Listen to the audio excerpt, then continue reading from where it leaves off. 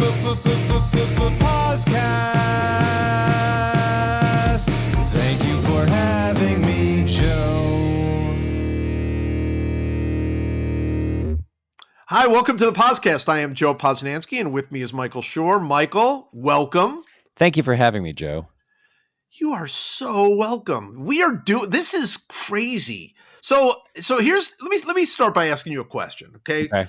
Everybody knows that we have done the podcast for 48 years. Yeah. Well, actually, we determined. We started in 1976. 76 is when we started. Yeah.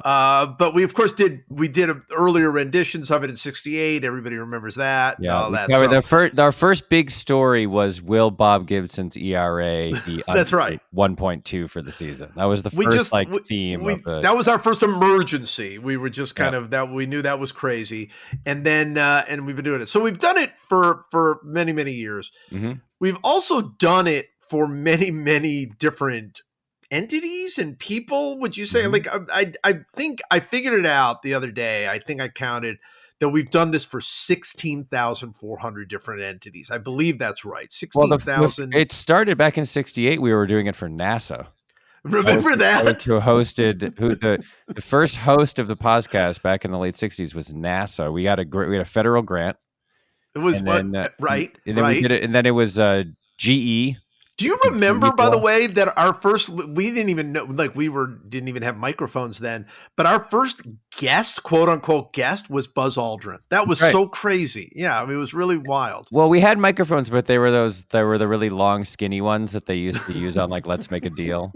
That's right. That's right. And we did it for Electrostar Enterprises. Oh, remember that? The Electrostar days. Those were 70s. That was crazy. We did it for who was the appliance maker? Whirlpool. We did it for Whirlpool. We did it for Whirlpool. Yep. And then when Whirlpool, somehow, I don't remember, it led directly to us doing it briefly for NBC. That's right. But it was the last black and white show. Yeah, well, Don Pardo was our announcer. Don Pardo sang with the one last meaningless thing song. That's right. So we've done this for a lot of different entities, and of course we have been doing this for Meadowlark for these last few months, or I don't even know how long.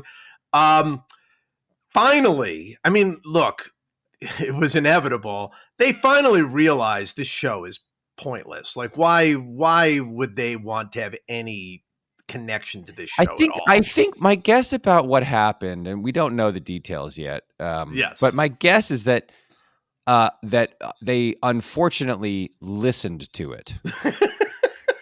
That's right. That's right. Yeah. I think they thought this was like a real podcast, and like that's why they were like, "Oh, this is great. They're giving it to charity, so we'll keep it on." And then they listened and they said, No, this cannot. No, no. It just said, "Oh no." So we are still maintaining a relationship with the Meadowlark people. We're still going to do some stuff with them, but we are now taking this podcast. Here's what we decided.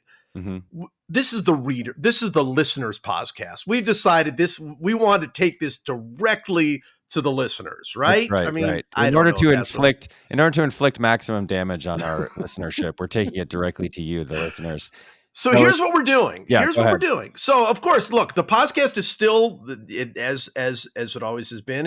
We are giving the money to charity. And we've got charities lined up that we're going to be working with, which is really fun. But instead of, we just want to go directly to you. So here's how we're doing this.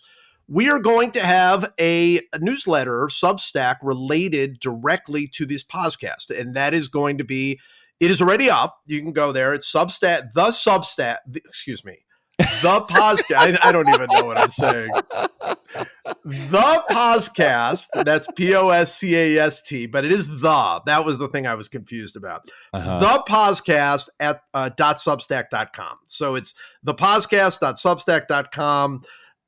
Pretty easy. You can go there. All of our shows going back to 1979, I think. We didn't get some of the earlier ones recorded. Back then the tape was also expensive, and they just erased. That's right. After we were done. Well, they were just we were doing it live, and then they would just these tapes are expensive, and they would just record over them.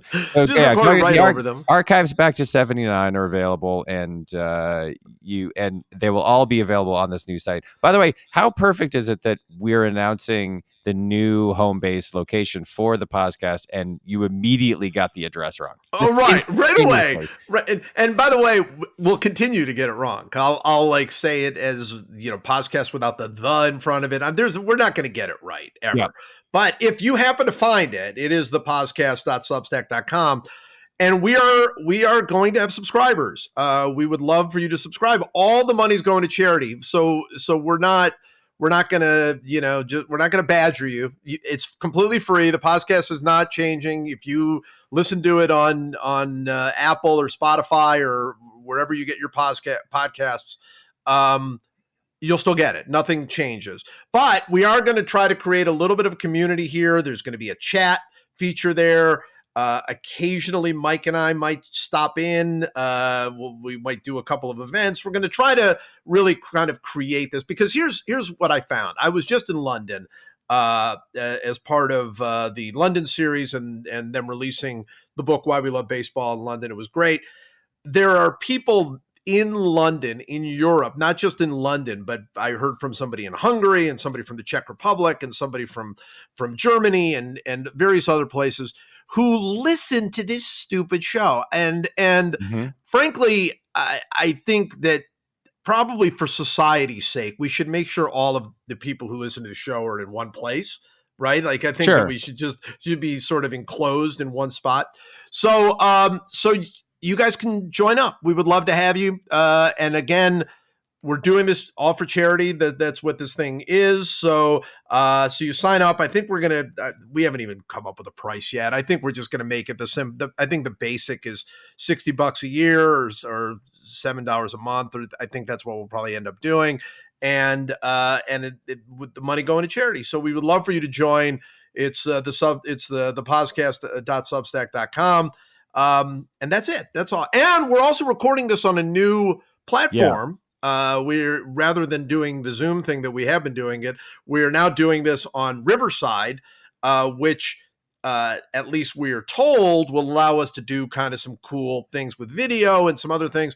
But what it really will do is it will definitely not record. We don't know how to use this Riverside thing at all. So there's a very good chance you are not even listening to what we are saying right now. But in the unlikely event that you are, meaning that we have figured out how to actually do this, the fun thing is that in the future, when we do things like, say, open baseball cards for charity, next January, we'll actually perhaps have a video of us opening the cards, which would be a good deal more fun and interesting than just listening to us go, ooh, look at that, and us showing each other the cards. Yeah. Like, ooh, look at this Tony Gwynn I just got. Yeah. So I think that's going to be super fun. Good. By the way, there's my Tony Gwynn. There it is. There's the Tony Gwynn right there. Look at that. Nobody. Well, actually, maybe if we're doing this right, maybe people will see that. That's we don't know. That's kind of fun. We'll see how it all plays out. By the way, one day we will be, when we actually do have video of us doing the baseball cards, we will constantly remind the people, the listeners, that for the first 2 years that we did that, we did not show the baseball cards. We did many baseball card opening podcasts without ever showing a single baseball card that we were opening. Yeah, that was... why do people listen to that? It's unclear. Let's not question it. Let's just move forward into our new era here on Riverside.fm. And I, for one, am excited to begin this new era of POSCASting with you. Yes. Our 16,401st different medium. And it'll be fun. It will continue to be the same pointless enterprise that it's always been. and we're off and running. What are we talking about today? We have a lot to get to, although we didn't prepare anything, so I don't even know what it is that we're getting to. We do. And as per usual podcast thing, the thing I want to start with is something that almost certainly by the time this thing is posted will either be determined, decided, like there will be no connection to because we are recording this on Friday. Tonight is game 4 of the NBA final.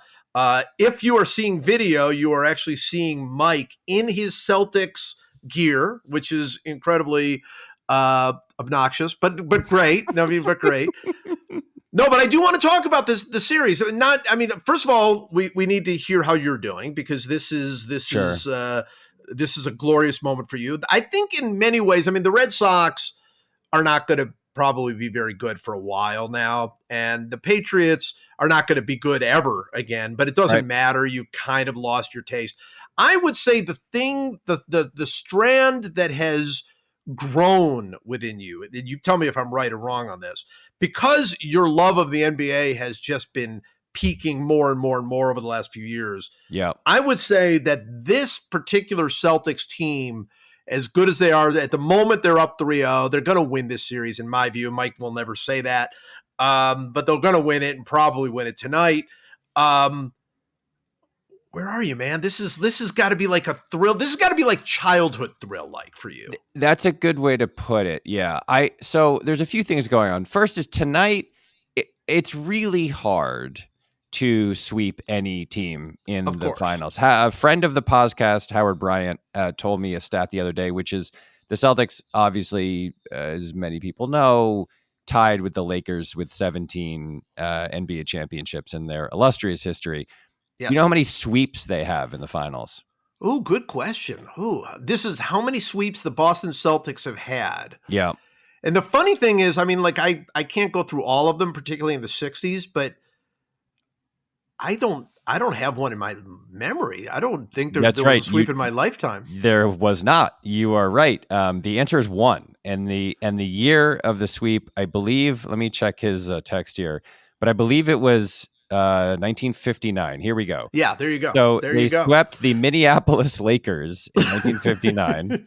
Sure. And here's another crazy stat. They also only have 3 5-game finals victories. Oh, wow. Yeah. 61, they beat St. Louis. 64, the Warriors, the San Francisco Warriors, and 65, the Lakers. I was going to say, I couldn't remember a 5-game series in my lifetime in that one either. 63, 68, 76, 81, 86, and 2008 were 6 games. 6 games, yeah. 57, 60, 62, 66, 69, 74, and 84 were 7 games. That's pretty wild. Like, Bill Russell won 5 Game 7s in the finals alone, just in his era. So probably every single one against Jerry West. Jerry West, by the way. Yeah. So, but even the Celtics specific history notwithstanding, it's just very hard to beat a team 4 games in a row. And in fact, in the last, I think 20 or 25 NBA finals, I think there have only been 2. It's like the Warriors beat Cleveland that year, that LeBron year, and 4-0. San Antonio beat Cleveland in sweep. Cleveland was Cleveland is the loser of the 2 sweeps of the last 20 years. I fully expect Dallas to win tonight. They're at home. They're playing desperately. They were, what happened in Game 3. A couple things to say about this series. What happened in Game 3 was really wild and dispiriting, because if you go on a 20-2 run or whatever it was in the fourth quarter of a finals game at home and lose, and by the way, don't lose by 1 on a buzzer beater. No, by 7 points. You just lose by 7 points. Yeah, you just lose. Well, I thought even more dispiriting for them. Obviously, the Celtics just locked on psycho defense in that third quarter. Was ridiculous. But what I thought was more dispiriting for them was we talked the day of the game, and one of the things we talked about was, look, they're going to have a game where Kyrie and Luka are both going to go off, and then. Well, they both went off. They both totally went off, and they still couldn't beat the Celtics. Yeah, I mean, the thing that the first, so I was at game 2. I took my son to game 2 of the NBA Finals. I had never seen a finals game before. I had never seen a playoff game in Boston, which is a really wild thing to say for a 48-year-old Celtics fan. And it was wonderful. We had an amazing time. Obviously, it was so fun. Peyton Pritchard hitting that insane half-court, quarter-ending buzzer beater 3 to go. It was like a 6-point game, and suddenly it's a 9-point game. Those things are so magical when they happen. And just the whole game was just incredibly fun to watch. But here's my analysis of this, and tell me if you agree. What this first 3 games of the series have really made me think is that Minnesota blew it. Yeah. Because so Minnesota, obviously they're a pretty young team, and they're, they have zero meaningful playoff experience. And so like at some level you're like, all right, it's a little harsh to say they blew it, but there's a specific way that I think they blew it. And that way is when the Dallas was on defense, in my memory, basically Luka hid in the corner. They put him on one of those, lanky, athletic 6'9" guys that Minnesota has who ran to the corner, and Luka just stayed in the corner and thus was allowed to rest for a very long time. Yeah. And then when they were on offense, when Dallas was on offense, Minnesota blitzed him over and over again. They had this like, this guy isn't going to beat us thing. And so they would send a double team, which ironically forced Luka into not indulging in his bad habits. And so they would double team him. He's a preternaturally great passer. So he would like find an open guy, whip the ball to that open guy. Then they would pass the ball around the perimeter, and it would end up with PJ Washington taking a corner 3, and he would drill it. And that happened over and over and over again. And what the Celtics are doing, is saying, okay, we have Drew Holiday and Derek White and Jason Tatum and Jaylen Brown, and we're not sending a double team. We are going to fight over the top of screens. We're going to stay on Luka one-on-one, and he's going to score 27 points or 30 points in a game. But what we're not going to do is let him do the thing he's probably the best at, which is pass. Yeah. And out of a double team. And so a couple things are happening there. One is they're forcing him into the tougher version of his shots. And they're also forcing him into this really boring and bad ISO offense that Dallas runs. And then the extra thing on top of that is that if you're Luka and you're getting the ball with 19 seconds left, and you're dribbling and you're stopping and starting, and you're crossing over and rushing forward, and then by the way, pushing off with your left arm on every play, they're really not, that's a separate issue. We'll get to that in a second of how much the refs are swallowing their whistles here. But he's working so hard. And then when the Celtics are on offense, they are calling for switches and getting Luka on defense one-on-one on every possession. Yeah. And they are making him run back and forth and chase Tatum. And Tatum and Brown are blowing by him on every play. Every single play, at some point, one of the Celtics ball handlers blows by Luka, and then he tries to pull, as Bill Simmons put it the other day when we were talking about this, he tries to pull that old man YMCA move of letting the guy go by and then trying to poke the ball out from behind. Right. So they're working him so hard, and what you're seeing is the first quarter of a couple of these games, Luka has been Luka. He has 13 points on 5 shots. Yep. And has hit a 3 or 2, and then he's hit a bunch of mid-range shots, and you're like, here we go. This is what this guy does. By the middle of the third quarter, he looks like what you and I would look like if we tried to play in an NBA game, which is to say, utterly gassed, completely out of breath, no legs. He's front rimming everything. He's something like, I don't know, at this point, he's like 9 of 17 from the free throw line. Like he's front rimming free throws. Like he is running out of gas. And that it just makes me think that Minnesota must be watching this and saying, we are young, we are athletic, we are long, why did we not trust our guys to guard him one-on-one and not allow him to find the open guy on offense? And why did we let him walk to the corner and stand there for 20 or 30 seconds per minute of playing time? Because it allowed him to stay fresh through the entire game. And I think for, there's a lot of reasons that Boston is up 3-0. Some of them involve just their starting five, even without Porzingis, is just better than Dallas' starting five. They're just a better team. They play better defense. They have 5 shooters on the floor at any given time. And so, like, some of this, I think, is just like, this is on paper the way that maybe you thought the series would go. But in the 2 close games, in game 2 and game 3, to my eye, the difference has been them making Luka work on defense and them not allowing him to be the distributor that he was against Minnesota when Dallas is on offense. And as a result, they've won 2 games by 7 points. And I think the difference is found in the way that they've handled Luka. Yeah, I mean, look, I don't want to be disrespectful to a great player like Luka, but it's almost as if Minnesota, like everybody else, I mean, this guy was, I don't know where he finished in the MVP voting, but right up there. Everybody else kind of looked at him as, we don't want to let that guy beat him. And the Celtics seem to be looking at him as, he's the reason we're going to beat them. Yeah. Like, you know what I mean? Like, he's become, I mean, he's not, here's what I would say. I mean, and again, basketball statistics can be misleading or whatever, but basically in every victory that the Dallas has had throughout the playoffs, Luka is plus. He's a plus, he was plus 21 in game 5 against Minnesota, plus 9, plus 3, plus 1. I mean, he's not always super plus. He's minus 32 for this series, and he's minus 7 at least in every one of these games.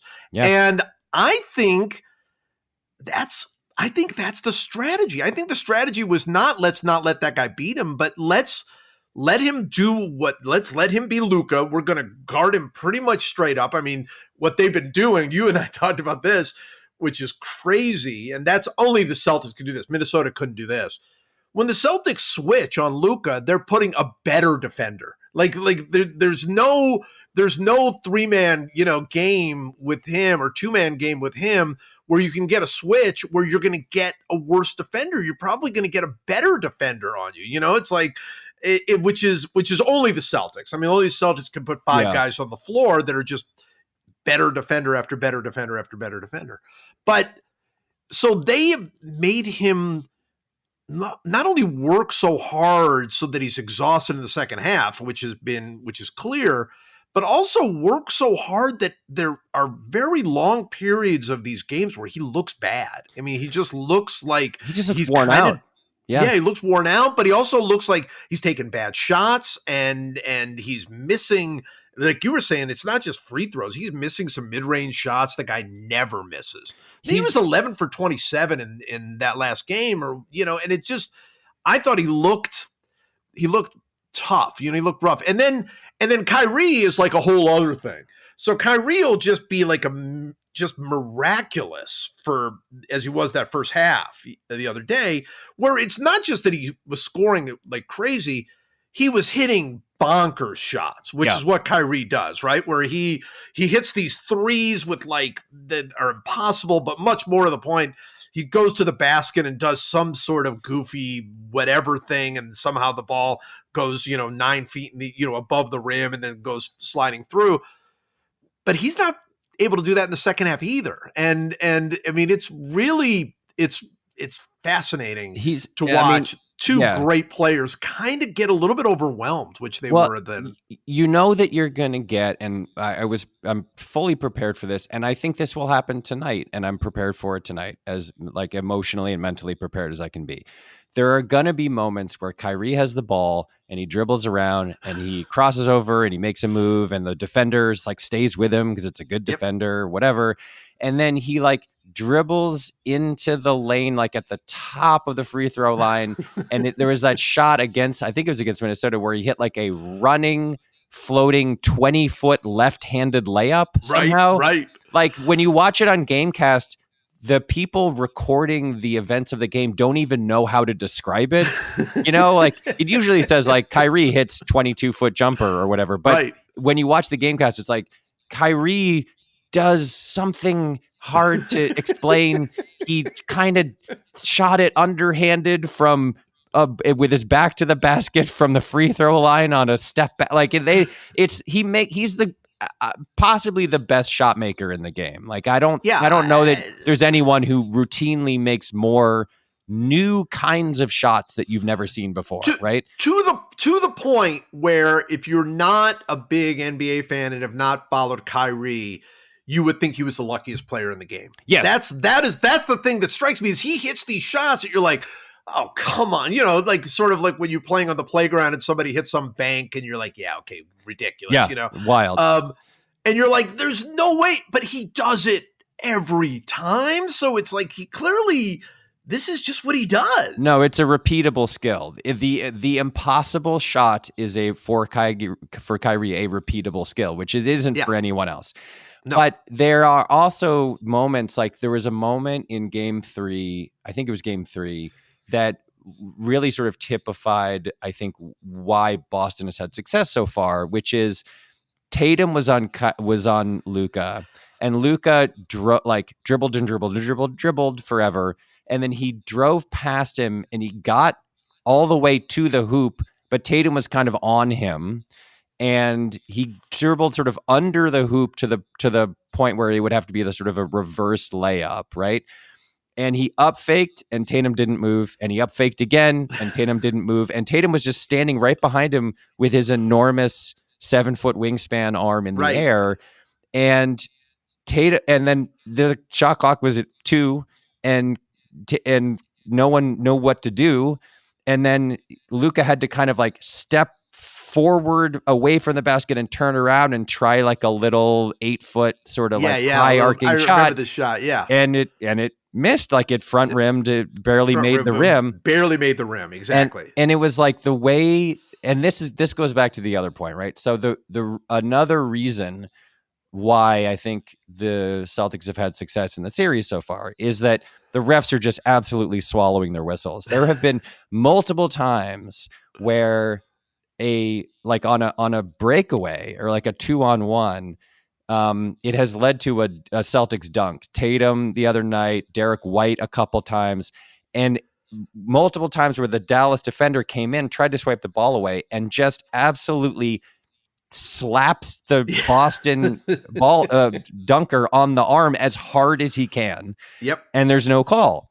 And I have, of course, been losing my mind when this happens. Like my son actually said in the Tatum one the other night, my son said when they showed the replay, that is like, if you look up foul in the dictionary, that's the picture they show. Like it's just, it was like Gaffert's hand or someone fully hitting the forearm of the dunker of Tatum. Yeah.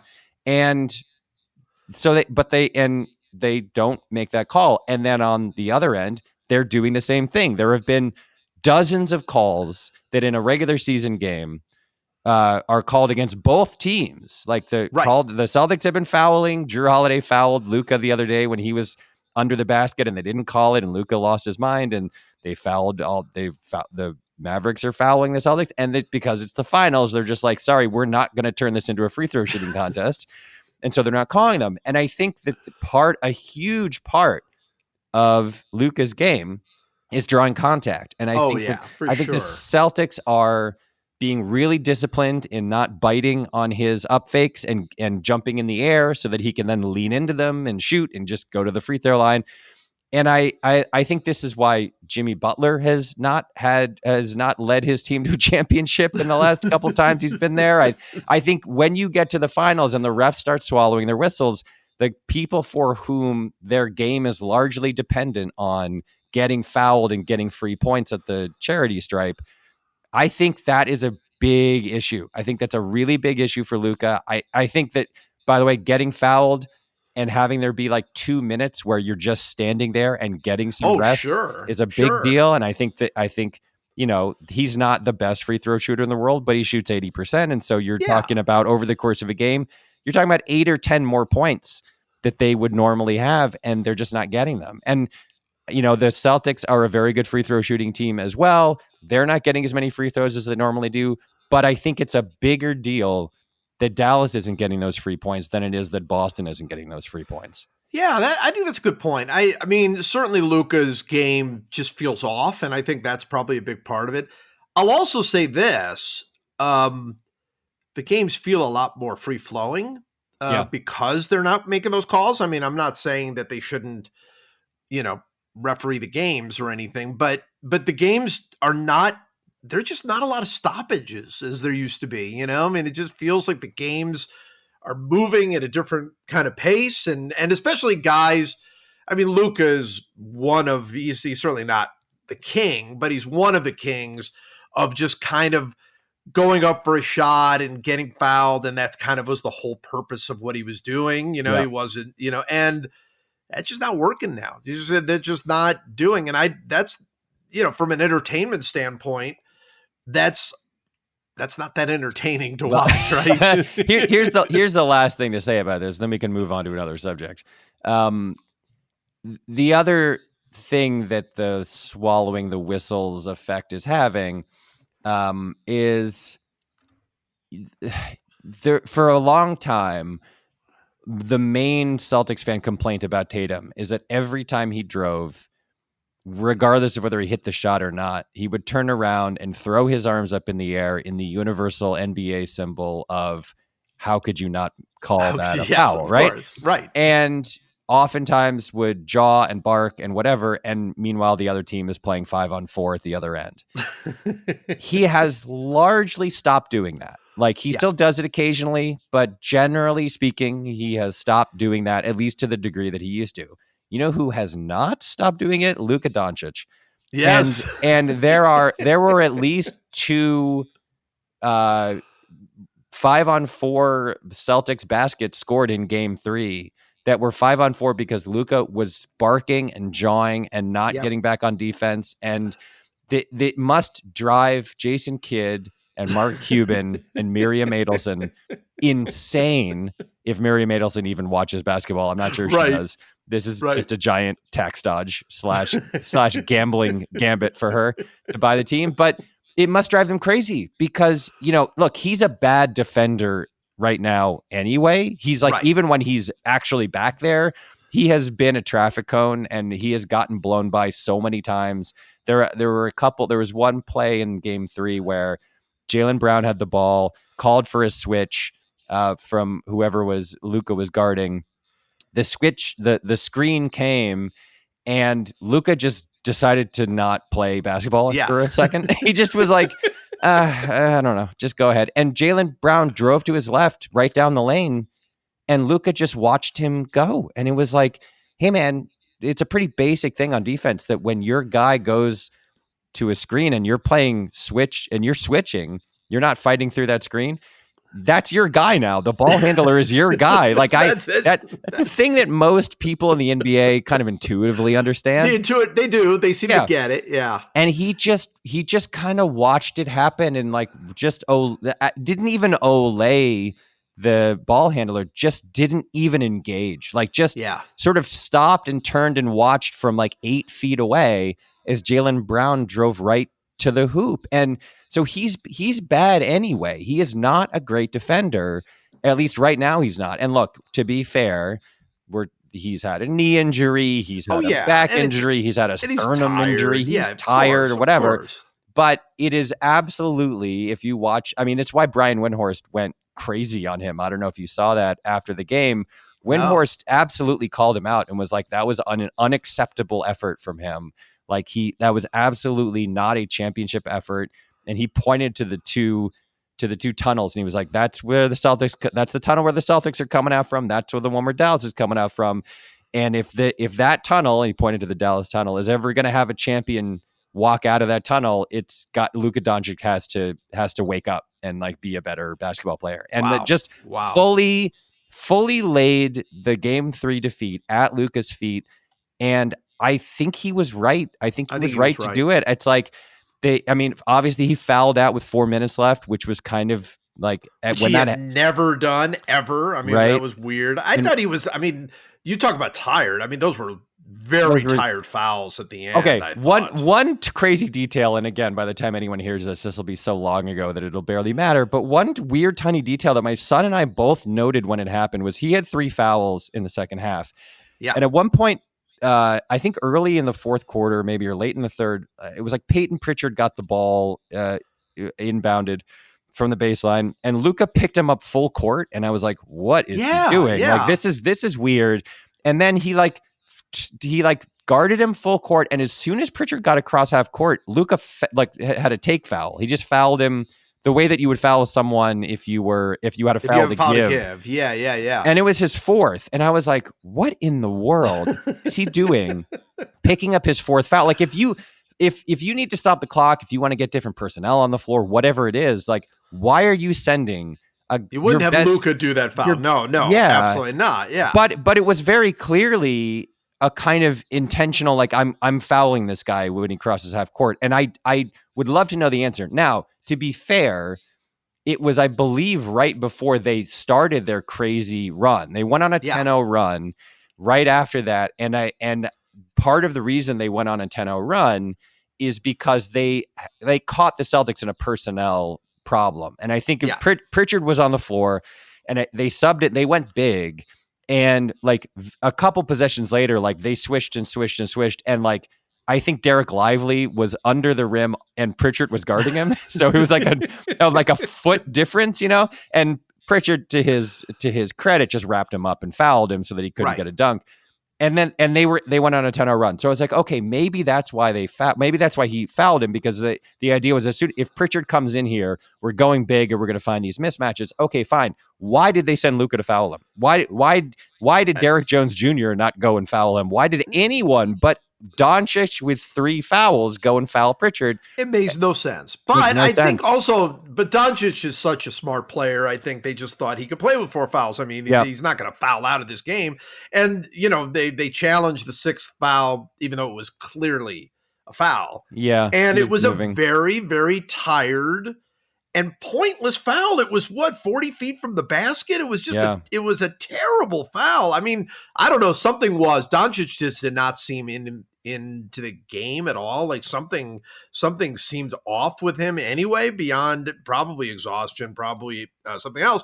But they did catch the Celtics in sort of a personnel thing, but I mean, they latched on real defense during about a 5-minute span there, which, that's not Dallas's strong suit, but they really locked down for a few minutes there and had the Celtics, kind of buzzing. Yeah. They were Dallas after they made their midseason acquisitions, after they picked up Gafford and started playing Lively at a different position and everything else. They were, by most metrics, one of the best defensive teams in the NBA for the second half. They started. They started bad and they got much better. And I think that they figured some stuff out with personnel, but also with like hiding Luka in the corner and stuff like that. Right. And so like this is partly why I expect them to win tonight. Like they are certainly capable of both offensive and defensive greatness. And they have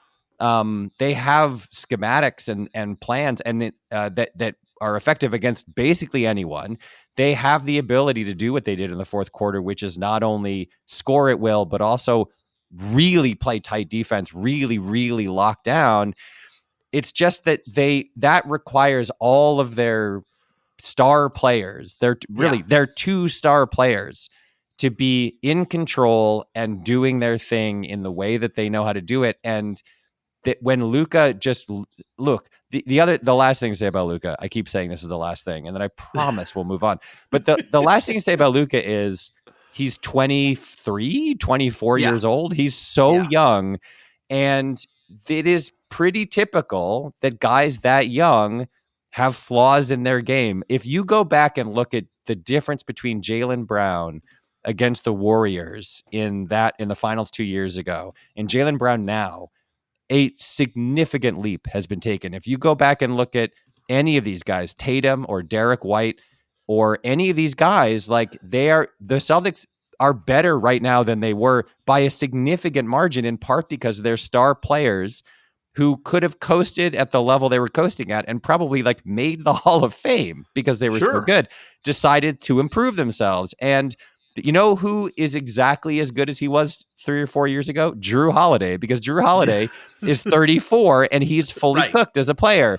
And so I think that what you're seeing right now could potentially be with Luka, a situation not unlike Michael Jordan scoring 63 points in a game against the Celtics in the late 80s and his team losing, versus like coming back a few years later and scoring like 35 and his team winning 6 championships, right? Like Luka has, without question, Stan Van Gundy referred to him recently as the greatest offensive basketball player he's ever seen. And I think you could make that argument. I think that when he is really clicking offensively, and he won the scoring title, or maybe he was second this year. I think he won. No, he won. He was 34 points a game. 30, absolutely. But like his average game when he's clicking is like 34, 12, and 12. Like it's hard to imagine a better offensive force than that guy. But I don't think he's going to be a potentially like multiple championship level player until there are the aspects of his game that are weak he works on and buckles down and like becomes gets into maybe a little better shape and maybe avoids injury and just becomes like the guy that everyone sees he can be. And right now he isn't that guy. And that's, I think, the difference between the Celtics being up 3-0 and being up 2-1 or down 1-2. Like 7-game series, man, like the tiniest margins can cause huge shifts in momentum. And that 20-2 run they went on in the fourth quarter could easily have led to the Mavs stealing game 3. And then suddenly we're like, okay, we're on. They're like they're holding serve. Yeah, like, we're on court. Yeah, absolutely. No, I think that's right. And look, there have been times during these playoffs that Luka has been that guy. Yeah, where Luka has like carried that team in every way because he is so versatile offensively. He can do so many different things offensively. But he's being exposed. The Celtics are exposing him during this thing. They have a really good game plan, and we'll see if the Mavericks adjust tonight. And it's also possible, by the way, that Luka just overcomes their game plan and has like a 40, 15, and 12 night, and they win game 4. Again, I'd expect them to win tonight. I think it's very, very, very hard to beat anybody four games in a row. It is. It's also really hard to pull maximum effort out when you're down 3-0. That's just a really difficult thing to do, especially for a pretty, they're not overall necessarily that young, but they've got, this is sort of an inexperienced team. They start a rookie in their lineup. Like Derek Lively is, they're like, he's straight up a rookie. Though here's the wildest thing about the Mavericks. Tim Hardaway Jr., their third leading scorer in the course of the season, can't get on the floor. They don't play him. They literally don't play him. It's really wild. Like, I know that the rotations get short in the finals for obvious reasons. And there are guys who, the Celtics have had to play certain guys some minutes because Porzingis went down and, Xavier Tillman, step on up. Like you're going to get in this game now. But the Mavericks' third leading scorer for the course of the season has been not on the floor at all. Not on the floor? And it's wild. It's really wild. All right, I've got a baseball thing that I want to talk about. And this is something we have talked about before. I'm not going to I don't want to talk about the Yankees. It's a new era for the podcast. I don't want to talk about the Yankees this time. I want to talk about how I just kind of keep getting, of course, I've had this feeling many, many times before, but I kind of keep getting this feeling that this is Seattle's year. I just kind of Really? that team is now fairly comfortably in the lead in the American League West because everybody else in that division is terrible. Stinks. At least at the moment, right? Everybody's sub 500, even the Rangers. The Astros apparently are not going to figure it out, or at least, not here in the first half. They're not going to figure it out. And the Mariners are not playing that great.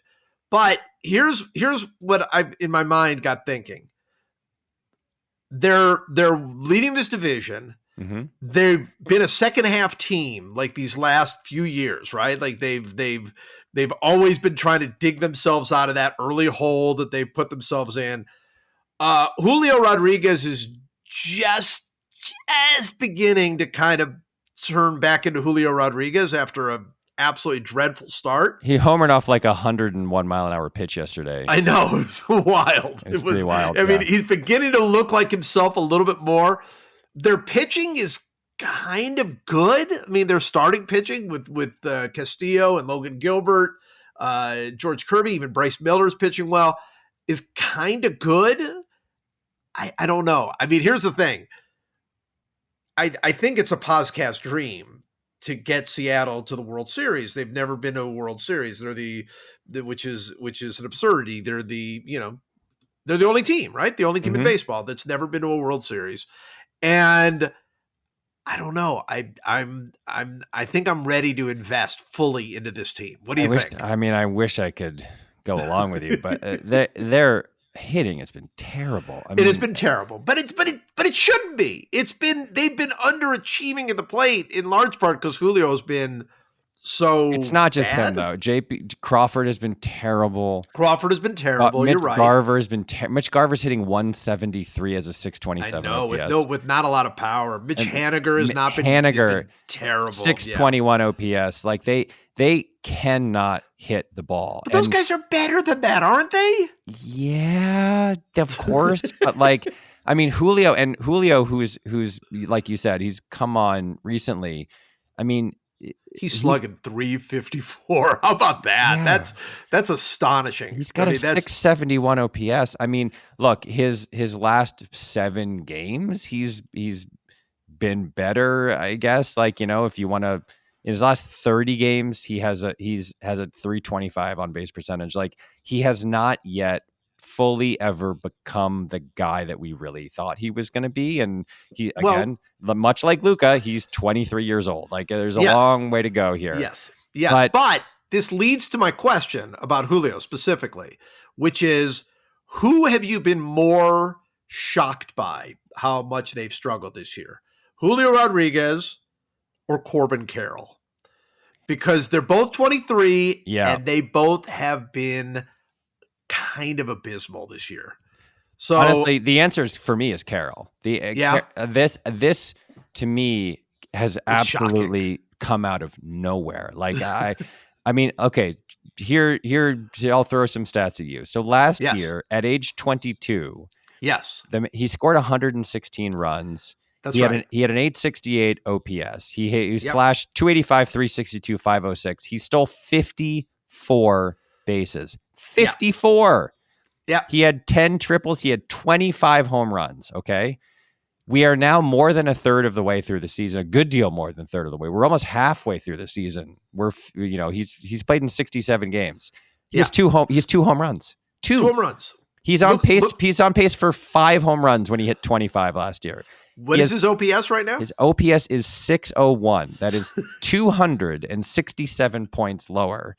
And almost all of that, at 200 points of it, is slugging. He cannot hit the ball. It is the weirdest thing. And look, sophomore slump, call it what you want. Like, it's not. He wouldn't be the first guy to burst onto the scene in his first full year, have an incredible year. Then the league adjusts to him, and he. But this is not a small fall. No. I mean, this is going from literally, I mean, an MVP, finished 5th in the MVP voting last year, to a guy you can't have on the field. I mean, he's playing badly enough you can't even have him on the field. I think he's not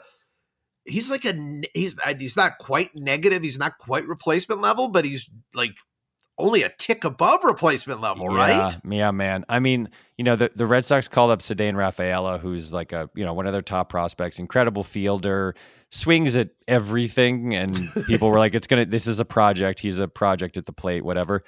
He's got a higher OPS this year than Corbin Carroll. I mean, Yeah. it is wild. And I like Julio has had in his 3 years or whatever it's been, he has had chunks of time where we've been like, what's going on with that guy? Like he's 700 OPS. Yeah, that is true. That is true. And then he'll get really hot and then he'll cool down or whatever.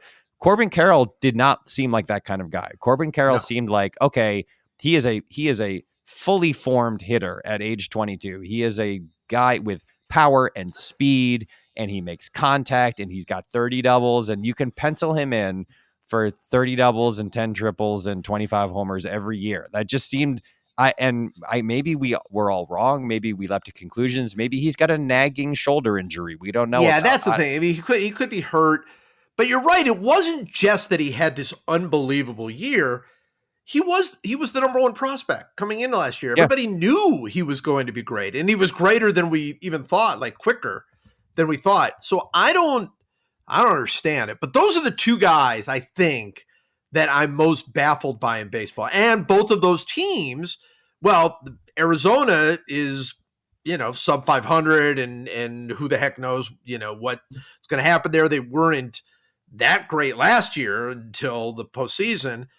But the Mariners, despite Julio being hugely disappointing, at least for a long stretch, they are in first place. I just think they could get hot. I want to believe they could. I want to believe. That's certainly possible. I hope it's true. It would be really fun if that were the case. A big reason, honestly, why they are where they are is that Texas has a couple more of those guys who you thought were like, oh my God, here we go, right? Evan Carter comes up last year and slugs 645 and has 1,000 OPS in his 25 games, and then looked so good in the postseason. You were like, "Oh my gosh, this guy's going to be amazing!" Rips through the postseason, and you're like, "Jesus, this guy's 20 years old." Like, oh my God, he's hitting 188 this year. He's a 633 OPS, and then and it's only 45 games, but still.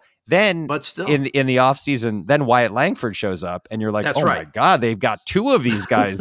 these kind of like can't miss hitters who just mash everything, and he's worse. He's got like a 600 OPS.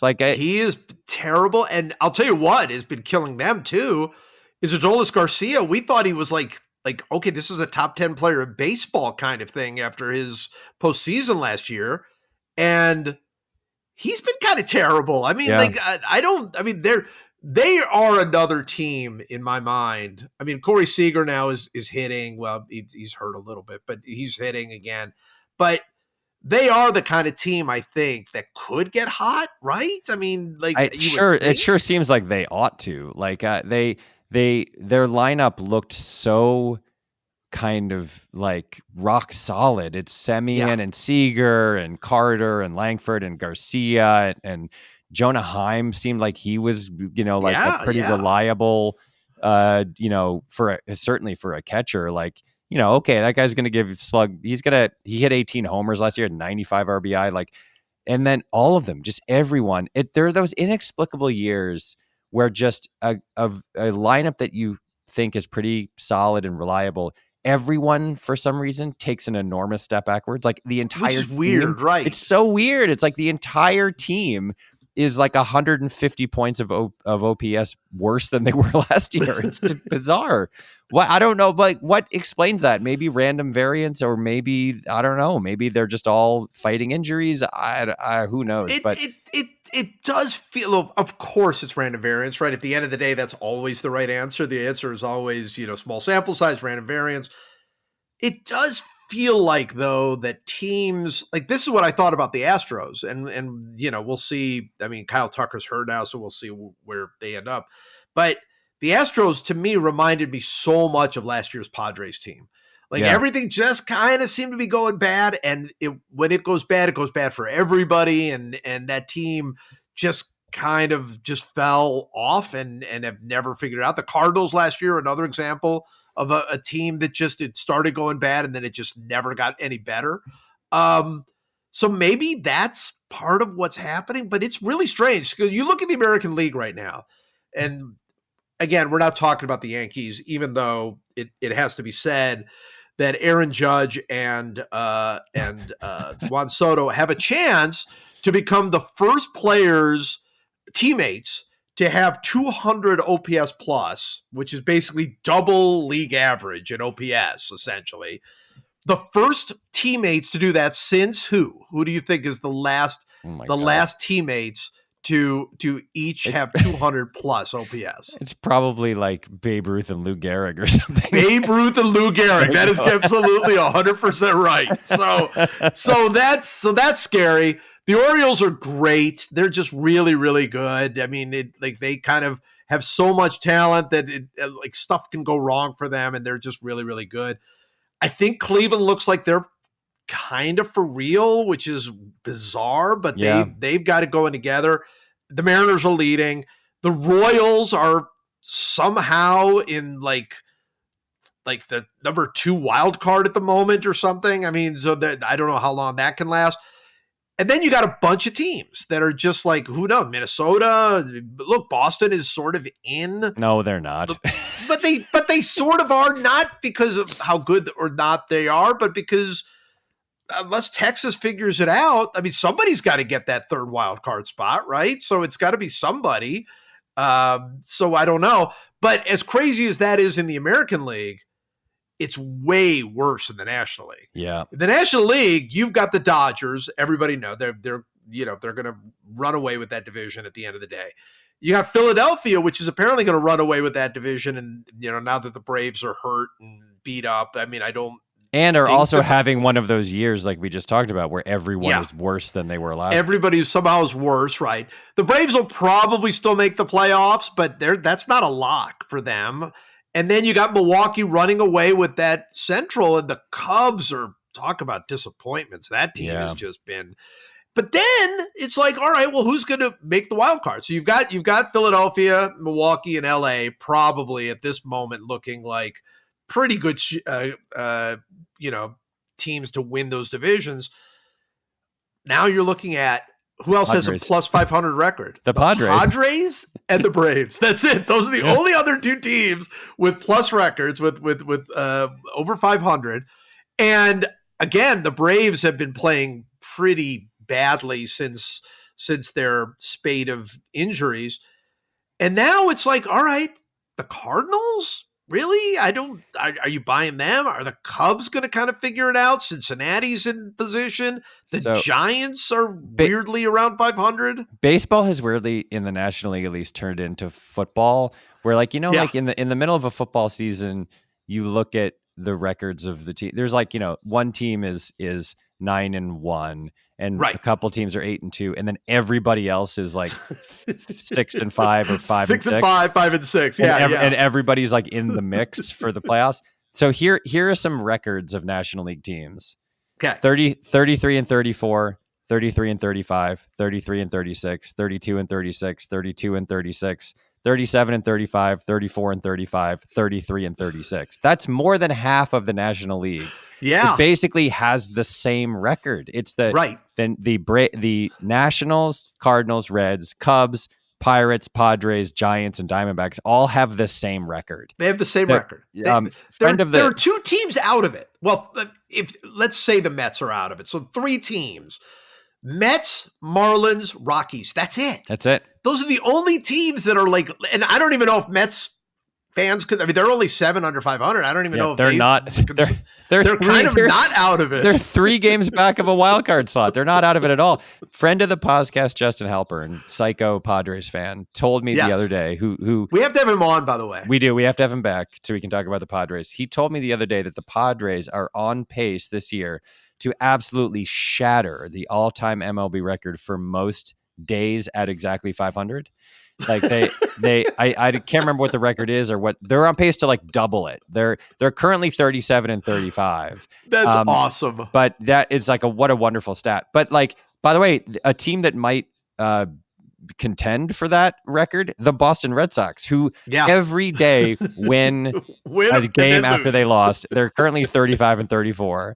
They are absolutely they're the definition of a 500 team, but Yeah. there are 8 of those teams in the National League. All of those teams are basically the Cardinals, Reds, Cubs, Pirates, Padres, Giants, Diamondbacks, and then Nationals are only 4 under 500. And then in the American League, you have the Rangers and the Twins and the Tigers and the Blue Jays and the Rays and the Red Sox. Like every one of these teams is like within 2 games of 500. Yep. And obviously, look, some of this will shake out. The trade deadline will come. A bunch of these teams will be sellers. They'll get rid of a bunch of guys. And other teams will step up. But it's just a weird, very NFL-like year where you basically have the Yankees and Orioles and Guardians in the American League. And to some extent, the Mariners, but not even really. They're only 40 and 31. Then you have the Phillies, who have had a very easy schedule. Yep. Even the Dodgers with their $7 trillion payroll, they're only 42 and 28. It's not like they're not running away with the West right now. They have a 6-game lead. Like you assume. They're of course the Dodgers always do this. They are underperforming their expected win-loss. Their expected win-loss is 46 and 24. They're 4 games under that. The Yankees, of course, their expected win-loss is exactly what their record is, which is 49 and 22. Same with the Orioles, 45 and 23. But you just have this morass of mediocrity in the National League. I think the Phillies are great. I think they're going to win that division. They had the easiest schedule of any team in the first half. Of course. And I think that'll tighten up a little bit. Of course, some of the reason they've had the easiest schedule is because they beat up on these teams. I mean, that's the other part of it, Absolutely. Look, I do wonder if the Dodgers would love to just win that division comfortably, but not win 100 games. You know what I mean? Like they always win 100 and then it's like, what difference does it make? It's almost like you almost want to prove a point. It's just nothing matters until the playoffs begin. It's fun. It's goofy, but it's fun to try to figure out which of these exact same teams are actually going to like finish 7 games over 500 and win a wild card spot, because it kind of could be any of them. I mean, the Padres right now are the only other team other than Atlanta in the wild card race who have a plus 500 record. They're also the only team that is being led by Jurickson Profar. So is that their record? I mean, is that really their record, or is that not really their record? And meanwhile, I mean, if you're a fan of the Nationals, I mean, it seemed like that team was going to be just terrible, and they're not terrible. Yeah. I mean, CJ Abrams is so much fun to watch, but they've had a couple of guys who are like doing pretty well. Nick Senzel's at hitting. I mean, they've got this Jake Irvin guy pitching, who I honestly had never heard of. I'd never heard of him. But he's pitching like really well. Like he doesn't ever walk anybody. I mean, he's pitching great for them. And I don't know. I mean, in a way it's a lot of fun. In a way I miss sort of this attempt for excellence that I think used to mark the baseball season, because if you were not truly excellent, you couldn't get to the postseason. But that's gone. We're not going back to that. So let's sort of embrace the chaos. And for me, I just want there to be like a 7-way tie for the final wild card spot. I mean, and why not? Let's get all these teams in there and see as long as the Rockies and Marlins are so much worse than everybody else, it could happen, right? Yeah, I mean, look, the problem I have, and I know we said we weren't going to talk about the Yankees, right? Okay. But the problem is like you look at these teams and you're like, who is beating them? Who's beating them? If you had a playoff series between the Yankees and the Guardians right now, where's your money? It's on the Yankees. Yankees Mariners, Yankees Royals, Yankees Twins. We know how that would go. we that one we can say for sure. If it's Yankees Twins, we know exactly how that's going to end. It should be noted, by the way, as we wrap things up here, they have played their entire series already, 6 games. Shockingly, the Yankees were 6-0 against the Twins. They won all 6 of those games. Won all 6 of those games. Pretty convincingly, yeah. Yeah, like most of the games were 4-1 or 5-1 or 6-0 or 3-0 or whatever. There was one game I think the Twins scored 5 runs. Unfortunately, the Yankees scored 9 or 10.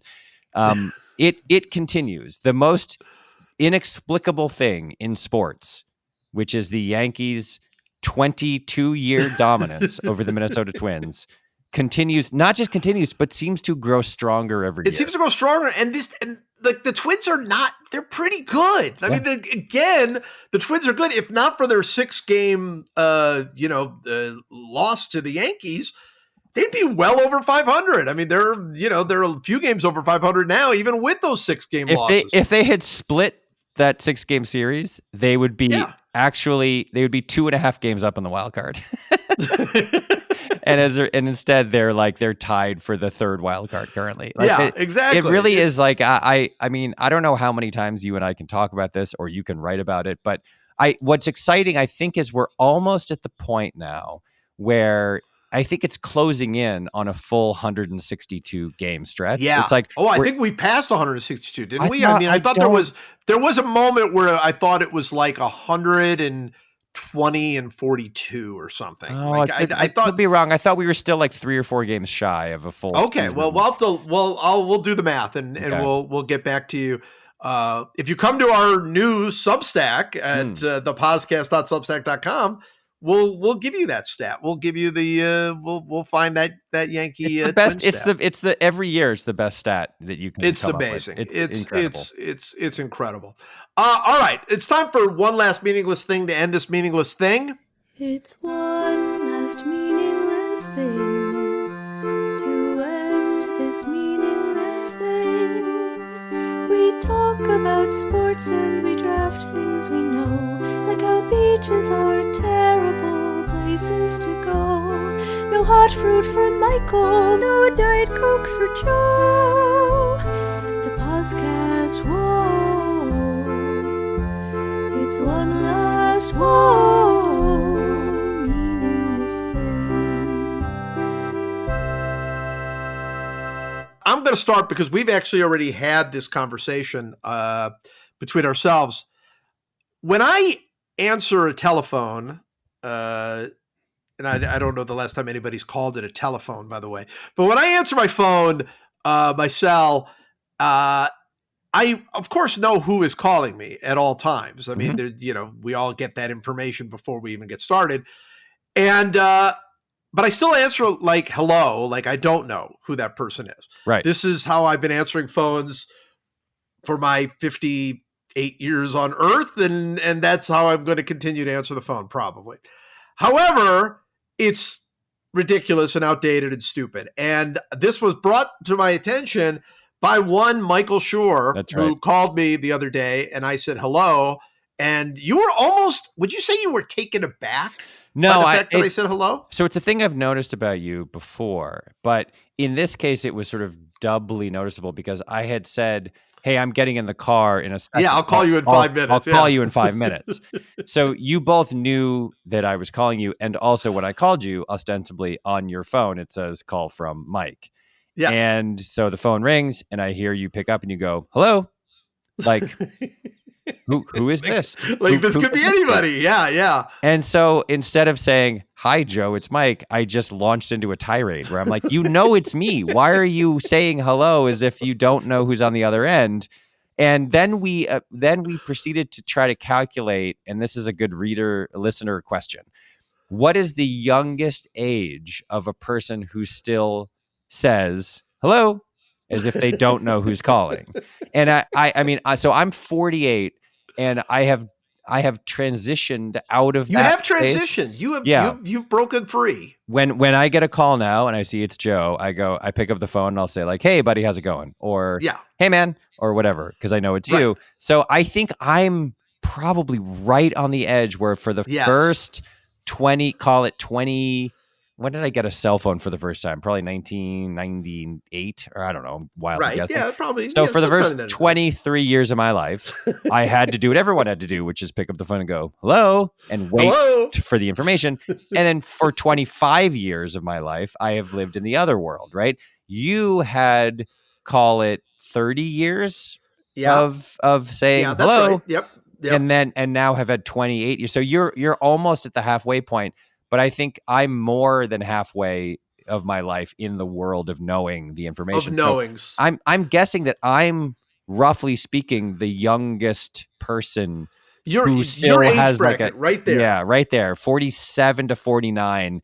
If anyone is younger than me out there and still answers the phone by going, hello, please let us know. And let us know. It's an important, we're doing a scientific study on this. Sociological research. Yeah. But here's my question. Can I change? Can a person change? Can I start answering the phone with saying hello to the person, like, hey buddy, or how's it going, or something? I don't know. I mean, I think you ought to give it a try. You ought to try it on for size and see how it feels. See how comfortable it feels. Yeah, it's going to seem weird and awkward at first, but I think you should try it, because I think it's actually, now you're at the point where it's more disconcerting for the person on the other end. Yeah. When I didn't know what to do in that moment. Yeah, I think that used to be my sort of disconcerting thing, is that if I said, hey, Mike, that you would have been taken aback enough that you would have been like, oh, hey, rather than what you had come in planned to say, which is, hey man, this is Mike, right? So yeah, I don't know. You're definitely, you've transitioned. I'm going to see if I can make that transition, see if that's possible. All right. My one last meaningless thing concerns this category of decorative objects. Okay. So you're a man in your 50s. I'm a man in my late 40s. We have been married both for a long time. And in our homes, there are a number of decorative objects. These are things like interestingly shaped bowls that sit in the center of a dining room table, or sort of like little pieces of art that sit on like a on a side table in your living room or something like that, right? So here's the thing I realized recently about the decorative objects in my home. I have no memory of buying them. I don't know how they got there. I don't know what purpose they serve anymore. I've started to have like an existential crisis when I stare at them of like, what is this? Where did it come from? Why is it here? What do I do with it? Do I just leave it alone? Or and if I want to get rid of it, does it have value of any kind? Do I put it on eBay? Do I sell it? Do I throw it in the garbage can? Can it be recycled if it's a glass bowl? Do I put that in the recycling bin? Does it have some kind of sentimental value to me that I have just simply forgotten? Like, because it was given to me as a wedding present or a birthday present or something by a close personal friend that I don't now remember. And you just collect these things. Like, I have this very oddly shaped bowl, this glass bowl that I wouldn't, strictly speaking, say is an attractive object. It's like it's a clear glass bowl, but instead of it being a bowl, it's got a sort of bowl shape in the middle, but then it has like, I don't know what you would call them. It's almost like fingers that come up out of it in like irregular shapes around the edge of the bowl. So it sort of has so I think it's like something's coming, like sort of like almost a sand structure kind of coming out. From yeah. So the outer ridge of the bowl is a lot of individual, like little sort of tendrils of glass that are rounded, and it's clearly like a thing that you put in the middle of a dining room table, and then you fill with like plastic or like porcelain or glass fruit, or something like that. You could put fruit or those little stones, those decorative stones. Yeah. And so recently it was on this coffee table. And I was like, this thing is ridiculous. Like, I don't want this anymore. I don't know what to do with this, but I don't want it. So I removed it from the coffee table and I put it on a chair near the coffee table. Okay. And as a way to I was like, I just want this off the coffee table. So I put it on this chair, and now it's just been on the chair for like 3 weeks and no one can sit in the chair. And my wife was like, what is this doing here? And I was like, oh, I just didn't want it on the coffee table. And she's like, so you put it on the chair? And I was like, you're not wrong. This makes no sense. but I legitimately don't. It feels wrong to throw it away because I'll bet it cost $135 for either me or the person who bought it for me. Who bought it for you? Yeah. But I don't want it. I don't want it anymore, Joe. I want it out of my house, and I'm stymied when it comes to the moment where I try to figure out how to remove it from my home. Does JJ have any memory whatsoever of how this object? Nope. No memory. We don't know who gave it to us, or I don't think we bought it. Neither of us has any memory of buying it, and it's certainly not the kind of thing that if I saw it in a store, I would be like, "Oh, I definitely need that clear glass." It's definitely a gift. It's definitely a gift. Like, I don't know that does anybody ever buy those sorts of decorative things for themselves ever. I mean, like maybe if you're in like you're in an antique store or something and something catches your eye, but you would remember buying. I would remember it. I did not buy this object. I'm sure of it, but I don't remember who did. I guess if anyone who knows me is out there and bought me this bowl, can you get in touch with me? Because that person will feel so flattered about the way you're speaking about this gift that they got you. The other thing about these objets is that they are eternal. Like, I don't think there I think it's always been there. I think it was in my house somehow before I was. Like, it predates me. And I think if it's like The Shining at the end when Jack Nicholson, when you zoom in on the photos and there's photos from like 100 years ago and Jack Nicholson is also in those photos. Right. I think if you went back to like, if you saw a photo of like, my house was built in, I think, 1920. And if you saw a photo of the house in 1920, the bowl would be on the dining room table in that house. Like there's always F. been Scott there. Fitzgerald writing something on it. There's a painting and there's that object. Yeah. And so I that's part of what the problem is in terms of getting rid of it is like, I feel like maybe it's like the entering the numbers into the computer on Lost. Like if I remove it from my home, does the earth collapse into like a void or something? Like I'm scared. I'm legitimately scared by this bowl.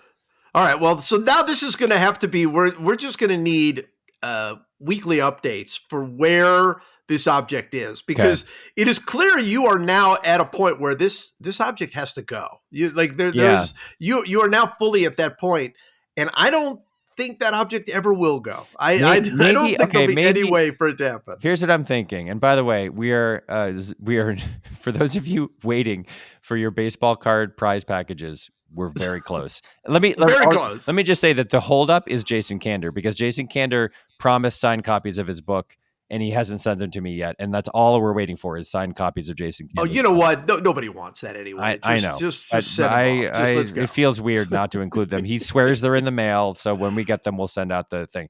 But maybe next year, when we do the baseball card opening raffle, one of the special prizes will be this item. That is the best idea ever.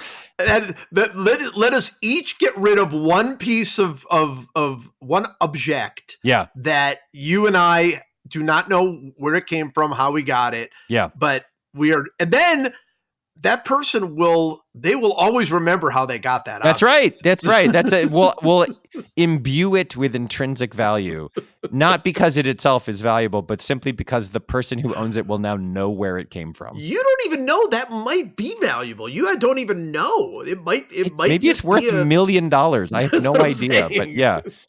Isn't that what people take to that roadshow, to the antique roadshow? Like they just take objects that they're like, I don't even know what this is. And that's what I should do. I should take it to Antiques Roadshow and have a bunch of experts look at it and say, like, this is a glass bowl manufactured in 2006 in Kmart, sold at Pier 1 Imports for $48.